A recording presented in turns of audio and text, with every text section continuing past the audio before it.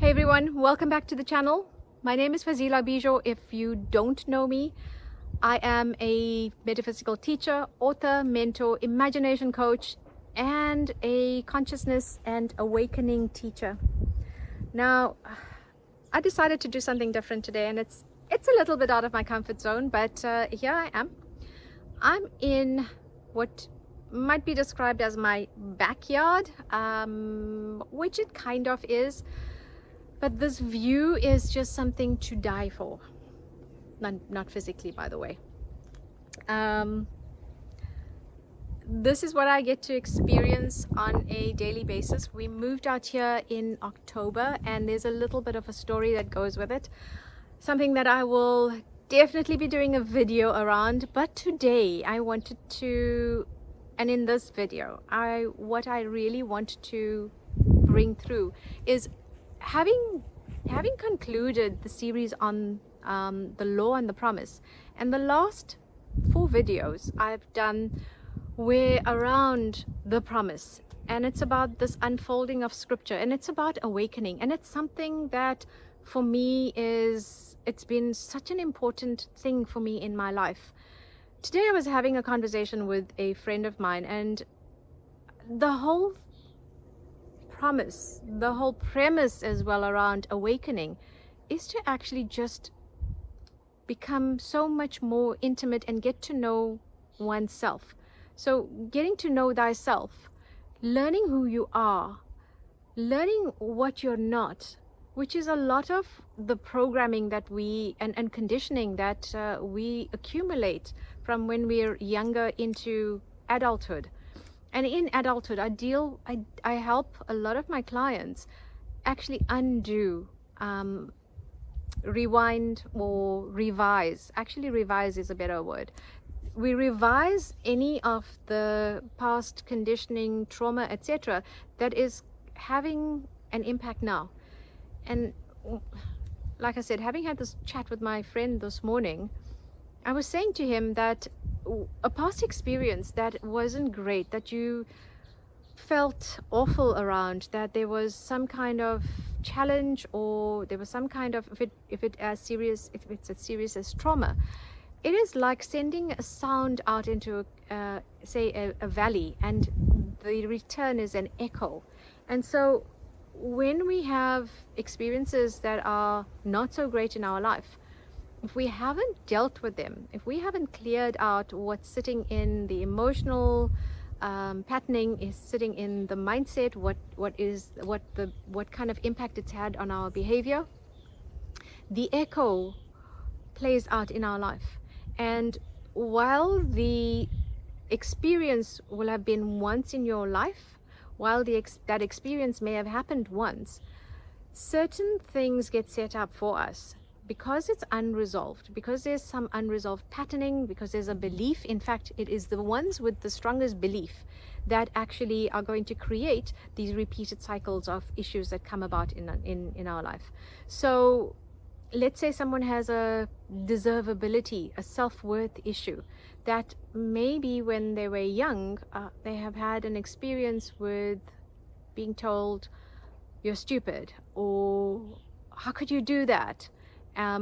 They may have made a mistake, and that child takes that on at that time. It becomes a wound, it becomes a burden. And so there are certain points in that child's life as they are growing and maturing, that by the belief that I am stupid or I've done wrong, there are other circumstances. Now this child is vibrating at that level that they have done wrong. So there are circumstances that get created to remind the child, or the older, now maybe this child has grown into a young adult, to remind that adult that there is something here that you need to look at. And that's what challenges and experiences are there for. It's to help us look at what is it that we are believing, and it's a belief about self, because we're putting that signal out, and that's the law of attraction. You are the radio station that is sending out the signal. So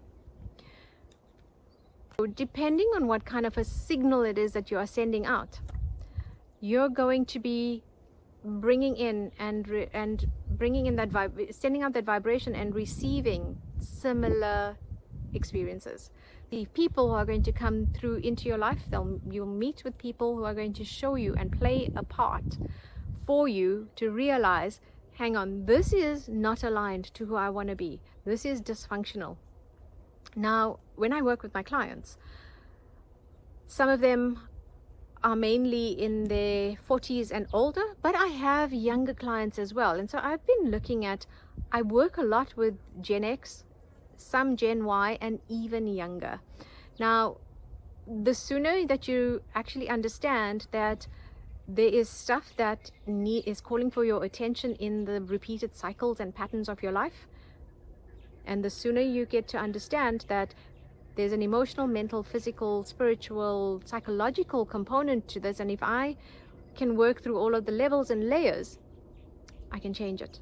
Because change is fully within, not your control, but change is fully within you choosing it. So in terms of talking about this unfolding of the promise and having these great awakenings and these wonderful experiences, I mean, that's my jam. I love getting into the space of having these spiritual experiences. At one point I wanted to repeat them, but then I realized life itself, living as this human, your human self, is a spiritual experience. And so how can I be better? The human me, how can I be better? And what is not in alignment? What is not me? So if there's a certain experience or a challenge that takes me out of my center. So remember I said this here is quite an experience that we've had in terms of our move. I'm surrounded by an agricultural farm. There's a working dairy farm behind us. And when we moved, so I'm sorry, I'm like now distracted by butterflies. So when we moved here, it was a bit of a culture shock. Now, if anyone is familiar with city slickers, if you were born in the 70s, you may very well know it. If you're younger, definitely go watch the trailer. So city slickers are these guys who come out from a big town and they decide, I think it was something like team building that they were on, and they sign up to work on a ranch for a week. And yeah, watching the movie is one thing, experiencing it is quite another, because we often will have, I'll try and get some footage, we have the herds of cattle move through here. And I can tell you it was very natureful. So we don't just have cattle on this from here. We have a herd of sheep on the neighboring lands. There are geese and goats. And believe me, when you're watching something on your screen versus being immersed in the situation, I had to get very used to and get over some of my reactions to what cattle smell like and what chickens smell like. So on the farm, there's a commercial chicken farm here as well, and I think it was a couple of weeks ago they had 120,000 chickens that were brought in, and then they are fed and grown, etc. And so if anybody is sensitive to this, because this is, like I said, this is reality, the chickens are being moved. They go off to the abattoir. So there are cycles. There are things here that I had to just come to terms with. Initially it was a shock, and how I worked through all of this is that I put into use the tools that I have available to me. Now remember, I said the promise is the spiritual awakening, but it's also that level of connection within self. And when you have a strong connection with self, there's nothing that can shake your foundation for too long. And so that is what I do in terms of bringing all whatever I go on to teach.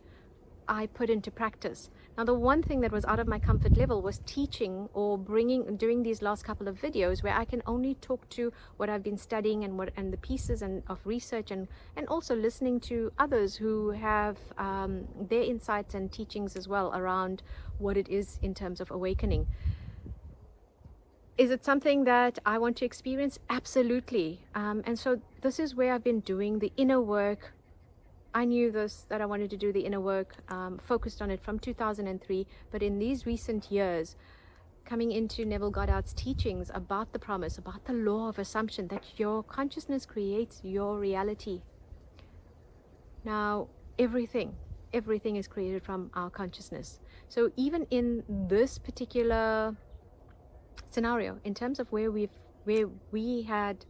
moved to, and by the way, it's maybe a temporary stay here. I will possibly, while I have been looking at what is my end state, is to manifest a place that feels so amazing, to be surrounded in nature and have these open spaces. So that much I know what I do want. There were some things that I am not so aligned with, one of them being next to a commercial farm. And so I'm working through, what do I like, what don't I like, etc. What would I like for my desired end to be? The feeling, though, is this expansion. The feeling is being grounded. The feeling is coming out and sitting out on the swings that I have here available to me. There's a kids' jungle gym here that I can actually just quieten down, connect with nature, but connect with self. And that's what the most important part for me around awakening is I get to fully connect and know who I am. And I constantly go into that inquiry. I am is a powerful, powerful meditation that you can actually drop into. Everything else that you may be struggling with, look at it from this perspective. What is the programming? What is the belief here? And if you don't like it, change it. Remember, everything is created from consciousness. Your consciousness creates your reality. That is the law of assumption. The first principle is be still and know I am God. And that's what I will leave you with. I'm going to do a follow-up here in terms of what and how I apply be still and know that I am God. So I'll catch you in the next episode.